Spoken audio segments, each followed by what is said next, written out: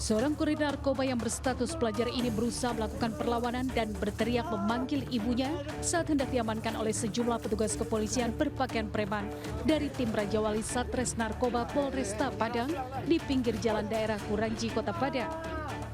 Tersangka yang berinisial AK ini tak menyangka telah melakukan transaksi narkoba dengan seorang anggota polisi yang melakukan penyamaran sebagai pembeli. Dari hasil penggeledahan, petugas mendapati 2 paket kecil narkoba jenis sabu yang disembunyikan pelaku di dalam kotak rokok. Orang tua pelaku tidak menyadari pekerjaan pelaku selama ini sebagai kurir narkoba. Selanjutnya pelaku digelandang ke rumahnya untuk mencari barang bukti lainnya. Bersama dengan barang bukti, tersangka digelandang ke Mapolresta Padang untuk menjalani proses hukum lebih lanjut. Ini termasuk ini kita atensi dari pimpinan kita juga dan atensi kita bersama juga. Baru-baru kemarin juga kita mengamankan anak yang berhadapan dengan hukum. Sekarang terjerat lagi anak yang berhadapan dengan hukum. Hal dalam menjadi kurir untuk melancarkan aksinya yang dilakukan oleh para bandar-bandar narkoba. Atas perbuatannya, tersangka dijerat dengan pasal 112 Undang-Undang Nomor 35 Tahun 2009 dengan ancaman hukuman maksimal 15 tahun penjara. Dari Padang, Sumatera Barat, Budi Sunandar, iNews melaporkan.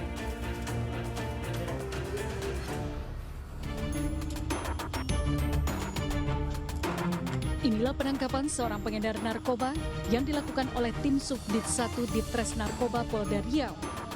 Pelaku berinisial SR terkapar usai menabrak pohon dengan sepeda motor yang dikendarainya di pinggir jalan Kartama, Kota Pekanbaru.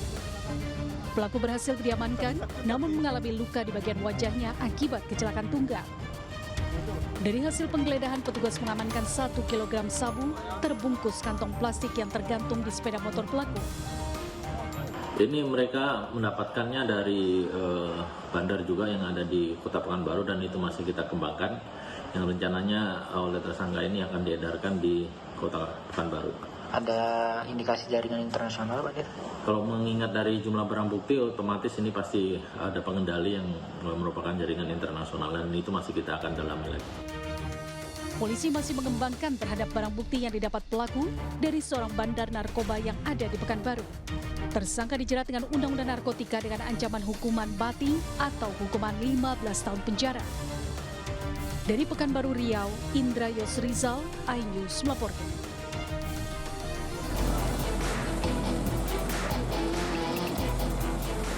Arus lalu lintas jalur Mojokerto-Surabaya mengalami kemacetan panjang selama 2 jam akibat tergulingnya sebuah kontainer dari atas truk trailer pengangkutnya dan menimpa sebuah truk lain di sampingnya di Jalan Bypass Krian, Sidoarjo. Kecelakaan bermula ketika truk kontainer bermuatan 35 ton kertas ini melaju dari arah Surabaya menuju Mojokerto. Tepat di lokasi kejadian, mendadak pengemudi truk yang kurang waspada dan tidak bisa mengendalikan laju kendaraan sempat melihat kendaraan di depannya berhenti karena lampu rambu lalu lintas berwarna merah. Pengemudi truk langsung membanting setir ke kanan yang menyebabkan truk kontainer menabrak media jalan yang berakibat tergulingnya truk kontainer dan menimpa truk di sampingnya. Petugas kepolisian dibantu dengan warga mengalami kesulitan untuk mengevakuasi truk kontainer yang terguling. Truk baru dapat dievakuasi setelah didatangkan alat berat.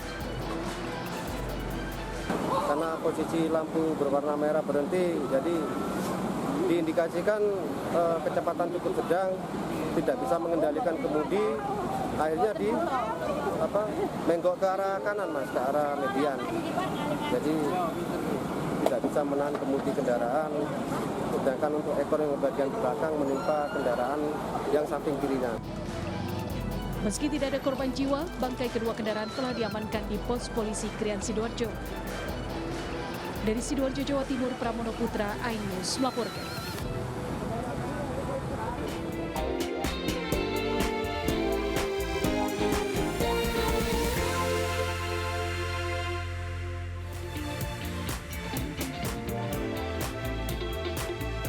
Halo, selamat pagi pemirsa. Kembali lagi di Buletin iNews Pagi.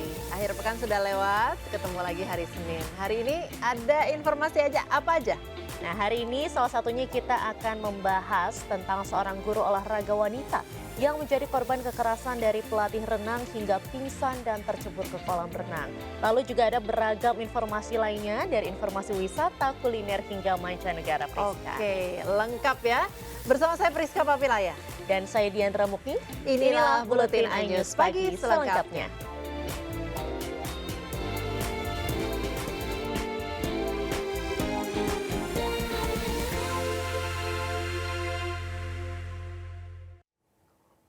Pemirsa, seorang mahasiswi di Pekanbaru Riau menabrak seorang emak-emak pengendara sepeda motor hingga meninggal dunia.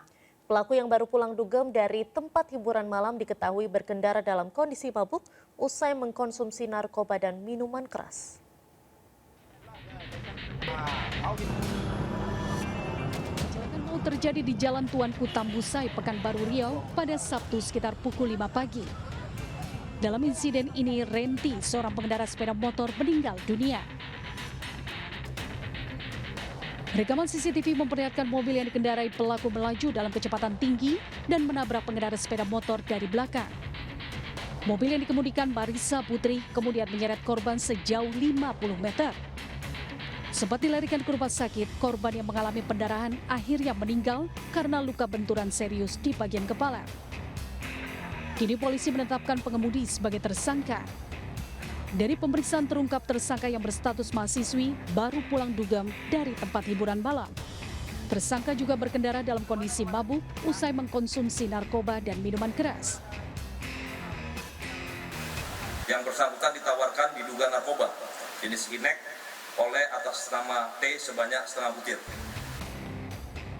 Saat ini tersangka diamankan di Mapolresta Pekanbaru dan atas perbuatannya tersangka dijerat dengan Undang-Undang Lalu Lintas dengan ancaman hukuman 12 tahun penjara. Dari Pekanbaru Riau, Indra Yusrizal, iNews melaporkan. Pemirsa, seorang personel kepolisian dari Polres Seluma Bengkulu gugur dalam operasi penangkapan pelaku penganiayaan. Korban meninggal dunia usai terkena sabetan senjata tajam milik pelaku.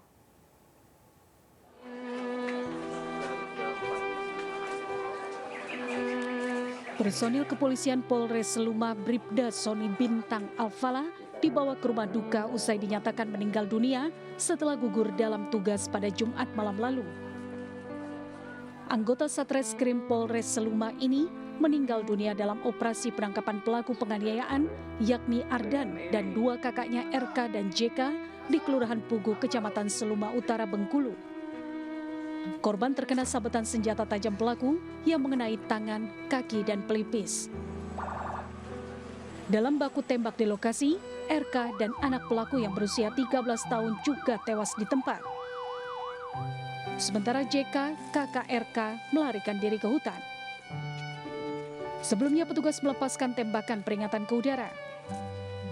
Namun pelaku Ardan dan dua anaknya melawan dengan menyabetkan senjata tajam ke arah polisi secara membabi buta. Pada saat melakukan penangkapan dari anggota sendiri, dari tersangka sendiri melakukan perlawanan dengan menggunakan parang. Ya, dan untuk anggota dua orang yang terdepan karena tidak bisa mengelak lagi, akhirnya terjadilah pembacokan itu. Sementara ini waktu itu dapat PR ke Seluma, dia ditugaskan di reskrim. Di reskrim, apapun tugasnya dia laksanakan dengan baik sampai dia mengembuskan nafas terakhirnya. Selain Bribda Soni, Kanit Pidum Satreskrim Polres Seluma, Ibda Bambang Ilyadi juga terkena sabetan senjata tajam di tangannya saat berusaha menepis bacokan parang pelaku. Kasus ini masih dalam penyelidikan Polres Seluma. Sementara jasad Bribda Soni sudah dimakamkan di TPU Padang Jati, Bengkulu. Dari Seluma, Bengkulu, Endro Wirawan, iNews melaporkan. Pemirsa, sejumlah pengemudi ojek online terlibat keributan dengan sekelompok debt collector. Bahkan satu sepeda motor milik debt collector diceburkan ke dalam aliran kali oleh para pengemudi ojek online. Ya kembang informasi juga ya. Kalau kata ya para sahabat Gondos itu ya ini motor-motornya sedang diceburin di kali ya, diaduk nih. Pengemudi ojol menuntun sebuah sepeda motor milik debt collector dan langsung diceburkan ke dalam aliran Kali Anak Ciliwung di Jalan Gunung Sahari, Sawah Besar, Jakarta Pusat. Kemarahan para pengemudi ojol dipicu ulah sekelompok debt collector yang mencoba merampas sepeda motor milik seorang mama saat melintas di Jembatan Merah. Beberapa pengemudi ojol yang mengetahui kejadian dan mencoba menengahi malah terlibat keributan dengan para debt collector. Lantaran kalah jumlah, sekelompok debt collector kemudian kabur dan meninggalkan 1 unit sepeda motor sehingga motor tersebut langsung diceburkan. Jalan terus makan ke sono, ambil batu, kita disambil batu, terus kita jadi batu lagi di sono rame. Akhirnya sambil pulang, geruduk ke markas gitu. Ada berapa orang hotelnya bang? Kurang lebih 6. Yang biasa mangkal di sini perapatan atau? Kurang lebih sih. Motornya diceburin ke kali atau gimana bang? Iya, memasak. Hotelnya kabur? Sampai ke dalam, orangnya udah nggak ada. Nggak ada motor yang diseret gitu. Motornya konstan, sama masa konstannya dihancurin di buang ke kali. Terus hotelnya kabur gitu bang? Hotelnya kabur, nggak tahu kemana. Mencegah terjadinya bentrokan susulan, aparat kepolisian yang menerima laporan langsung mendatangi lokasi kejadian dan melakukan pengamanan. Dari Jakarta, Raniston Sanjaya, iNews melaporkan. Seorang guru olahraga wanita mendapat tindak kekerasan oleh seorang pelatih renang di kolam renang di Kisaran, Asahan, Sumatera Utara. Akibatnya korban pingsan hingga jatuh ke dalam kolam.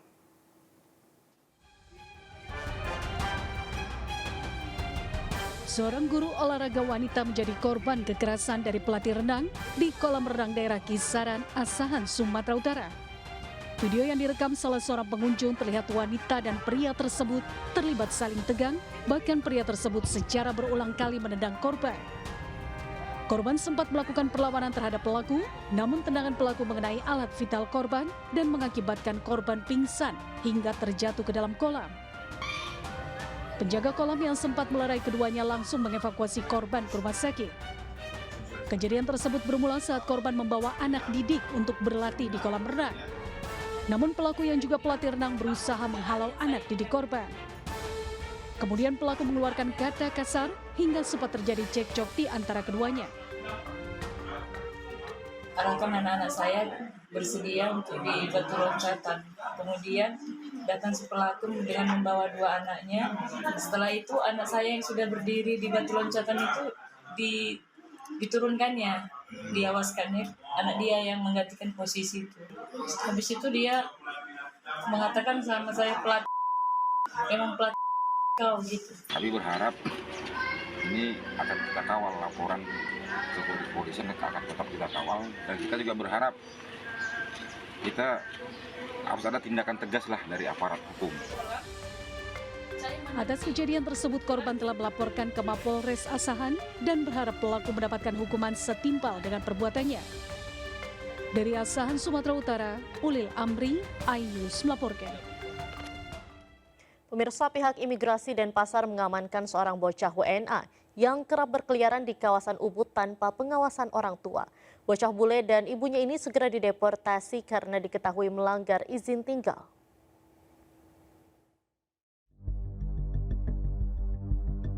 Aka bocah asal Rusia ini mendadak viral. Bocah berusia 7 tahun yang dijuluki warga sebagai si Kocong itu sering terlihat berkeliaran di wilayah desa Peliatan, Ubud, Gianyar. Selain ramai diperbincangkan, pihak imigrasi Denpasar bergerak cepat untuk mengamankan AK dan SB ibunya. Keduanya diketahui tiba di Bali pada 21 Desember 2023 lalu melalui Bandara Internasional Soekarno-Hatta dengan menggunakan visa on arrival. Izin tinggal keduanya berlaku hingga 21 Januari 2024 yang artinya telah melebihi batas waktu izin tinggal. Saat di Bali, Aka dan ibunya kehabisan uang. Sementara ayah mereka sedang berada di Norwegia. Dan selama di Bali itulah, Aka dan ibunya tinggal menumpang di rumah warga. Anak tersebut sudah melakukan pelanggaran keimigrasian, yaitu overstay, selama 191 hari. Dan kedutaan Rusia pun sudah kita suratin untuk memfasilitasi proses pemulangan dan deportasi ibu dan anak tersebut. Baik Aka dan ibunya kini dalam proses deportasi. Pihak imigrasi telah berkoordinasi dengan kedutaan Rusia pula. Dari Denpasar, Bali, Indira Ari, iNews melaporkan. Puluhan ibu muda bersitegang dengan keluarga terduga pelaku arisan bodong di Kabupaten Bogor, Jawa Barat. Para korban mengamuk karena terduga pelaku mengajak warga membeli paket arisan dengan iming-iming keuntungan berlipat ganda.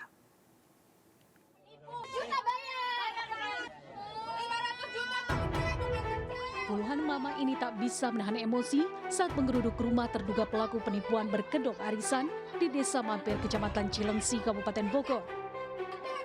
Para korban arisan bodong ini memaksa masuk ke dalam rumah dan meminta pertanggungjawaban pelaku terkait uang arisan bodong. Alhasil para korban pun terlibat keributan dengan keluarga terduga pelaku.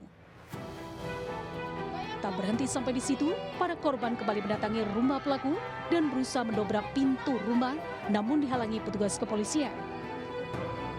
Para korban ini tergiur tawaran arisan bodong setelah pelaku mengajak sejumlah warga membeli paket arisan dengan iming-iming keuntungan berlipat ganda.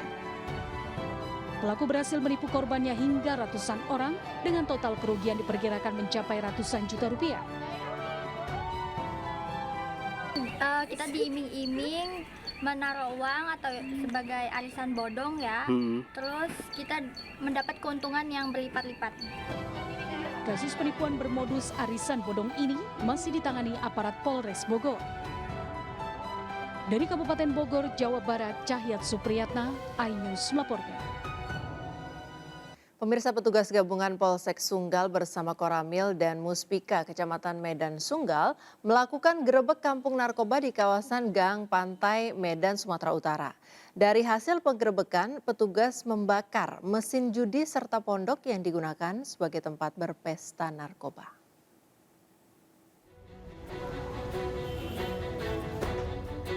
Kapolsek Sunggal Kompol Bambang Gunanti Huta Barat memimpin langsung penggerebekan di 3 lokasi berbeda yang dilaksanakan di wilayah hukum Polsek Sunggal.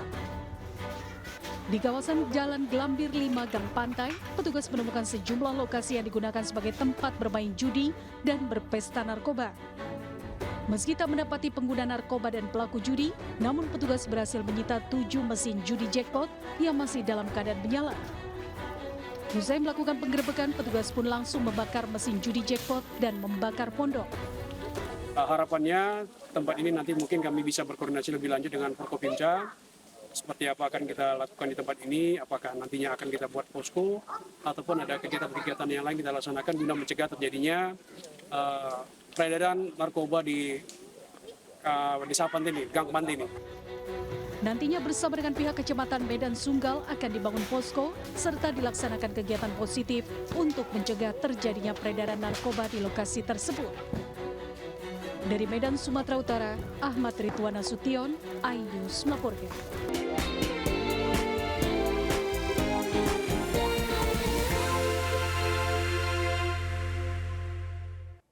Pemirsa, tim relawan mengevakuasi seekor kucing yang terjebak di lubang saluran pembuangan air rumah warga di Palangkaraya, Kalimantan Tengah.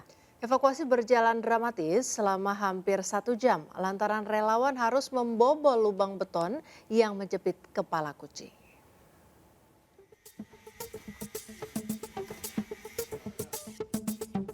Relawan Animal Rescue berusaha mengevakuasi seekor kucing yang bagian kepalanya terjebak pada lubang saluran pembuangan air di Jalan Benteng 5 Palangkaraya. Evakuasi berjalan dramatis lantaran relawan harus membobol bagian dalam dan luar lubang beton yang menjepit kepala kucing menggunakan palu dan obeng secara berhati-hati agar tidak melukai kepala kucing. Setelah berusaha selama hampir 1 jam, relawan akhirnya berhasil mengevakuasi kepala kucing dari lubang beton dengan selamat. Menurut relawan yang mendapatkan informasi dari pemilik rumah, hewan peliharaan tersebut terjebak pada lubang saluran pembuangan air saat mengejar seekor tikus. Setelah gagal mendapatkan tikus, kepalanya justru tersangkut di lubang dan tidak bisa ditarik. Sekitaran 45 menitan atau sampai 50 menit. Jadi beton itu harus dibobol? Harus dibobol, ada sedikit dibongkar sedikit. Baru bisa dikeluarkan? Setelah berhasil diselamatkan, kucing peliharaan tersebut kemudian diserahkan kepada pemiliknya. Dari Palangkaraya, Kalimantan Tengah, Ade Sata, iNews melaporkan. Pemirsa, Anies Baswedan dan Sandiaga Salahuddin Uno hadir memberikan materi dalam Mukernas Partai Perindo di Jakarta Concert Hall, Jakarta. Anies dan Sandiaga berbagi pengalaman dalam membuat kebijakan selama berada di pemerintahan.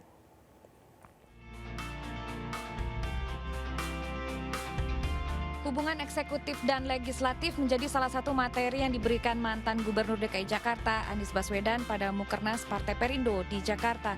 Anies juga berbagi pengalamannya selama memimpin Jakarta baik dalam membuat kebijakan maupun melayani masyarakat. Saya menyampaikan pengalaman terkait dengan hubungan eksekutif dan legislatif dan bagaimana bisa bekerja bersama agar di satu sisi kebijakan-kebijakan yang disusun oleh eksekutif itu bisa diawasi, bisa diperkaya, bisa dikritisi agar menjadi lebih baik. Menparekraf Sandiaga Salahuddin Uno juga turut berbagi pengalaman kepada kader dan anggota legislatif terpilih Partai Perindo. Ya, sesuai dengan tagline transformasi bangkit sejahterakan Indonesia, kita sangat menunggu peran dan dorongan kontribusi Perindo untuk mencapai Indonesia Emas 2045. Dalam bimbingan teknis Partai Perindo, sejumlah tokoh hadir untuk memberikan materi kepada kader dan anggota legislatif terpilih pada pemilu 2024 lalu. Tim Liputan iNews melaporkan. Pemirsa, sejumlah tokoh nasional hadir memberikan bimbingan teknis kepada kader Partai Perindo dalam musyawarah kerja nasional di Jakarta Concert Hall. Para tokoh nasional ini memberikan berbagai materi yang dapat diaplikasikan oleh para kader Partai Perindo.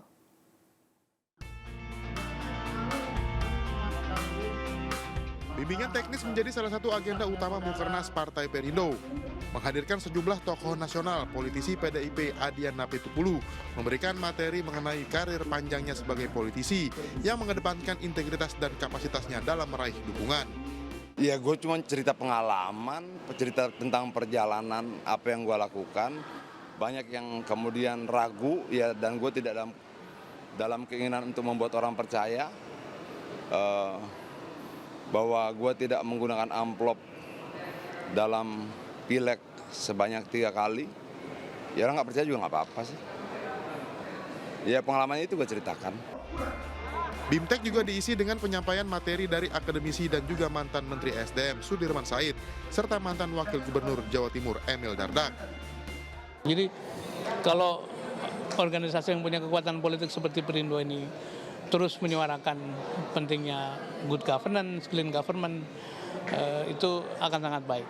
Dan yang kedua juga betapa pentingnya aspek kepemimpinan dalam organisasi. Strategi komunikasi politik ini menjadi semakin challenging, menantang di era media sosial.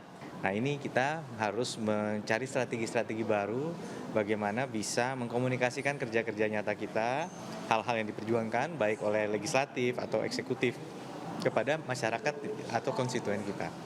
Sebanyak 381 anggota legislatif Partai Perindo mengikuti bimbingan teknis dari para narasumber yang terbaik di bidangnya untuk meningkatkan kapabilitas dan integritas kader dalam menjalankan amanah sebagai wakil rakyat. Tim Liputan iNews melaporkan.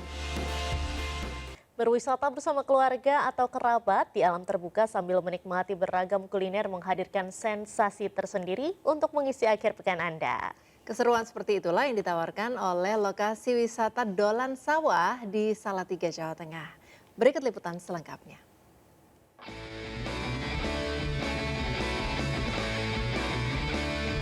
Wisata Dolan Sawah di Kota Salatiga yang tengah viral. Saat ini saya akan coba menikmati apa sih yang menarik dari wisata ini, kenapa sampai seviral itu di media sosial. Mari kita lihat. Wisata Dolan Sawah bertempat di Jalan Haji Ilyas Pulutan, Kota Salatiga, Jawa Tengah. Tempat ini menyuguhkan keindahan alam pedesaan serta sajian beragam kuliner Nusantara lezat. Asiknya lagi, konsep makan prasmanan membuat pengunjung bebas memilih untuk menikmati hidangan sesuai dengan selera. Apalagi harganya pun masih aman di kantong, yakni mulai Rp13.000 hingga Rp20.000 per porsinya. Di akhir pekan, pengunjung juga disuguhkan aneka atraksi, mulai dari tarian tradisional hingga kesenian musik angklung. Dolanan Sawah juga menghadirkan berbagai arena permainan yang aman dan menyenangkan untuk anak-anak. Di antaranya ada rainbow slide atau perosotan warna-warni serta arena panjat di tebing buatan. Kita itu senangnya gimana ya, view-nya lebih bagus dan menggambarkan suatu pedesaan gitu. Seperti gimana ya, kita kan juga rindu untuk pedesaan seperti ini, suasana seperti ini, sejuk, alamnya enak, anginnya juga spoi-spoi gitu aja. Ya kita lihat dari posting-postingan gitu, dari medsos gitu kok bagus. Kebetulan kita jalan-jalan ke sini. Bagus sih, Mbak. Tempatnya juga bagus, masakannya juga enak.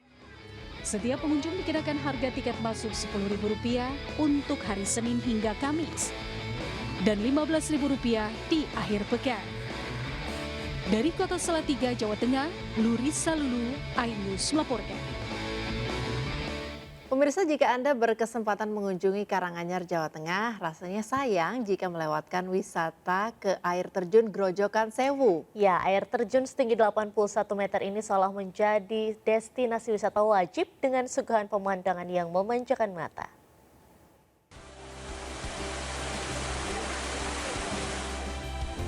Air terjun Grojogan Sewu memang seolah menjadi destinasi wajib jika Anda berkunjung ke Karanganyar, Jawa Tengah. Terkenal dengan aliran air yang deras, air terjun Grojogan Sewu juga memiliki ketinggian yang membuat pengunjung terkesima. Tak heran jika air terjun setinggi 81 meter ini menghadirkan pemandangan yang memanjakan mata bagi siapa saja yang datang. Menyimpan banyak keunikan, salah satunya air terjun Grojogan Sewu memiliki 1.250 buah anak tangga yang harus dilewati wisatawan. Tapi jangan khawatir, jika Anda tidak cukup kuat untuk menanjak ke atas, ada fasilitas shuttle yang akan menghantarkan pengunjung secara gratis. Suasananya masih sejuk, masih asri, dan alamnya masih terjaga. Untuk trafik pengunjung hari biasa itu ya lumayan di angka 100-an orang naik. Untuk weekend, Sabtu Minggu itu ada kenaikan ya. Anda yang ingin berkunjung ke air terjun Grojogan Sewu hanya dikenakan tiket masuk seharga Rp22.000 untuk wisatawan lokal. Tapi untuk wisatawan mancanegara, mereka dikenakan tarif masuk Rp175.000. Dari Karanganyar, Jawa Tengah, Januar Setiaji, iNews melaporkan. Pemirsa, sudah pernah melihat keindahan balon udara di Kapadokia, Turki? Indonesia punya versi lokalnya. Ya, tepatnya di Wonosobo, Jawa Tengah. Priska dan pemirsa nih, atraksi balon udara di Wonosobo ini memukau ribuan pengunjung termasuk wisatawan mancanegara.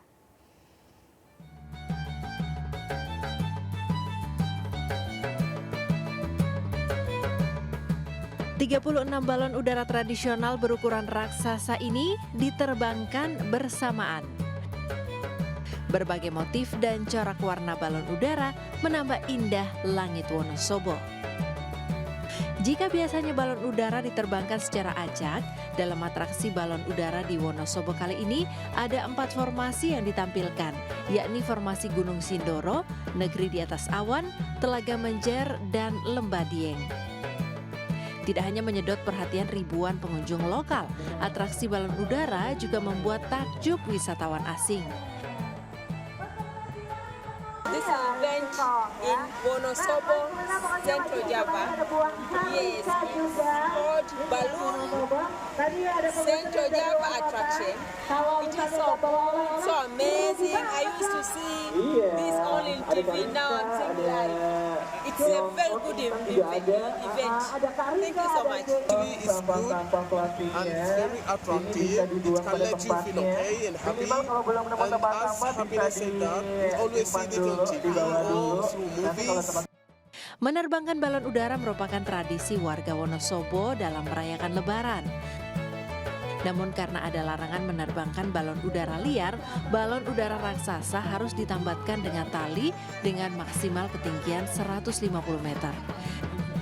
Gelaran atraksi balon udara raksasa merupakan jawaban dari keinginan warga. Apalagi acara ini membuat kunjungan pariwisata Wonosobo meningkat dan tentu saja juga meningkatkan perekonomian masyarakat. Dari Wonosobo, Jawa Tengah, Didik Dono Hartono, iNews melaporkan.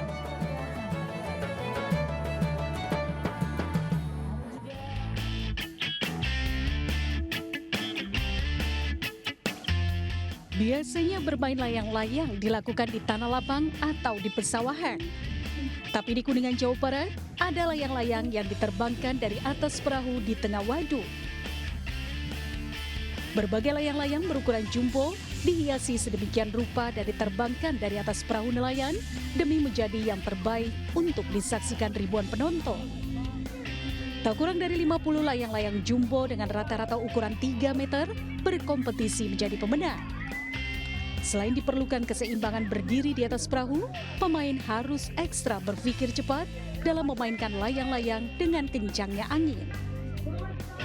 Ya, kalau naik perahu kan agak lagi juga tuh. Belum terbiasa lah gitu. Soalnya baru pertama kali gitu. Sensasinya gimana? Seru juga sih. Di antara puluhan layang-layang ada satu yang berkarakter 3 dimensi menyerupai burung api berukuran 6 x 6 meter. Selain memiliki ukuran tak lazim, layang-layang dengan nama Phoenix meteorologi ini dilengkapi dengan sayap, ekor, kepala, dan kaki. Untuk memainkannya diperlukan setidaknya 12 orang. Proses pengerjaannya sendiri memakan waktu 2 bulan dengan biaya lebih dari Rp1,5 juta. Lomba layangan hias, dan ini juga sekaligus dalam rangka memperingati Hari Jadi Kuningan yang ke-576 dan Hari Kemerdekaan RI yang ke-79. Alhamdulillah, animo masyarakat di Jawa Barat pada umumnya luar biasa. Mereka hadir bersama keluarga handai tolannya untuk mengikuti lomba layangan hias. Dan kita bisa melihat bersama begitu luar biasa layangan hias ini dan diikuti oleh beberapa daerah di Jawa Barat.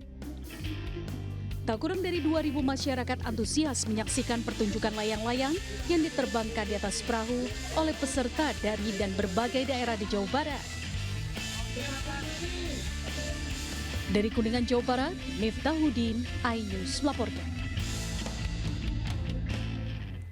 Selanjutnya pemirsa ada informasi kuliner. Diandra, suka makanan Thailand? Suka banget dong. Apa ada aja? Tom yum, pad thai, enak banget. Pad thai itu apa ya? Pad thai itu kayak semacam kue tiaw goreng atau mie goreng, oke. tapi rasanya wah. Kalau aku pernah makan yang nasi goreng yang ada disajikannya di dalam buah nanas. Nanas, ya betul. Ternyata pemirsa tidak perlu jauh-jauh ke Thailand untuk menikmati makanan Thailand. Nah, cukup di Thailand Festival Food and Dessert Anda dapat mencicipi beragam makanan Thailand seperti seafood bakar, ais selongan, somtam hingga anong.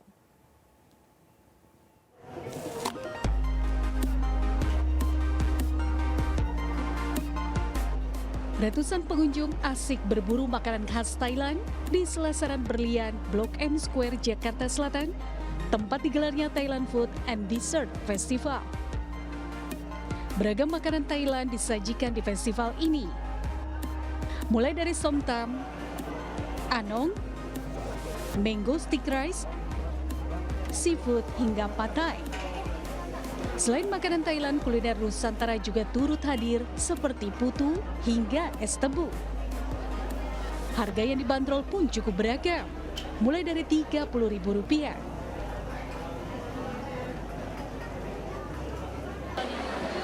Peminatnya yang ini makin banyak ya, walaupun tahun lalu udah banyak, tapi tahun ini makin banyak banget. Dari mulai 30.000 ke atas ya. Kalau total booth kita ada 56, tapi untuk makanan Thailand kira-kira 15 makanan ya. Ya.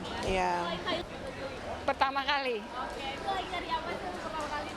Langsung lihat yang ini nih, seafood ya kayaknya enak. Sampai 200-an ya. Enggak juga sih, beli oyster sama si baby octopus aja sih. Ntar keliling dulu lihat ada apa lagi yang menarik. Oh enggak sih, tergantung sih pas lagi jalan-jalan, pas lagi lewat ya cobain aja. Pertama kali. Iya, Ini barusan mau beli apa nih? Mau beli oyster. Iya. Oyster ada mau keliling-keliling, cari apa lagi? Oh belum, baru mau lihat-lihat. Pemirsa, nggak perlu jauh-jauh ke Thailand karena Anda sekarang bisa mencicipi makanan Thailand di teras berlian Blok M Square karena sedang diselenggarakan Thailand Food and Dessert Festival. Kalau misalnya di sini sudah ada 56 tenan dan juga belasan jenis makanan Thailand. Kalau Anda yang sukanya gurih-gurih, saya punya rekomendasi ini adalah cumi sotong bakar dengan bumbu tom yum, tentunya enak sekali. Kalau Anda sukanya yang manis-manis gitu ya, saya rekomendasi ini ada mango sticky rice yang enak sekali ya, tampilannya juga cantik. Kalau selain mango ini juga saya punya rekomendasi yang seger, ini ada namanya salad Thailand juga. Dan yang terakhir ini ada minuman yang super besar, ini adalah longan, tapi besar banget ya pemirsa, enak banget pemirsa. Dan harganya ini dimulai dari harga Rp30.000, Anda sudah mulai bisa mencicipi berbagai makanan yang ada di sini. Jadi bagi Anda yang belum mencicipi, buruan langsung ke sini, borong seluruh makanan Thailand yang ada di sini. Dari Jakarta, Dilami Aldia Dederudi, iNews melaporkan. Ya pemirsa, informasi tadi sekaligus menandai akhir jumpa kita hari ini. Saya Priska Papilaya. Dan saya Diandra Mukni pamit undur diri. Terima kasih atas kebersamaan Anda, selamat pagi dan sampai jumpa.